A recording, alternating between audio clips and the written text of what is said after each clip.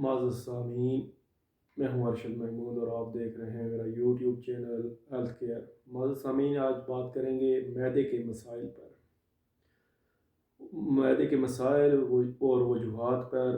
مزید ویڈیو کی طرف بڑھنے سے قبل آپ سے گزارش ہے کہ میرے چینل کو سبسکرائب کریں، تو ساتھ بیل آئیکن کو دبا دیں تاکہ اپلوڈ ہونے والی ہر نئی ویڈیو آپ تک بر وقت پہنچ سکے۔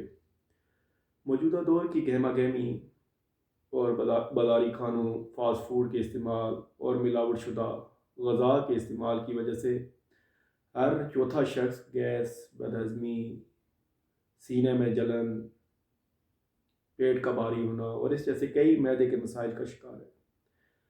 ان مسائل سے بچنے کے لیے ضروری ہے کہ ہم اپنی لائف سٹائل اور غذا پر خصوصی توجہ دیں۔ ہمیں چاہیے کہ کھانا چبا چبا کر کھائیں، پانی کھانے سے تقریباً آدھا گھنٹہ قبل اور 2 گھنٹے بعد میں پئیں۔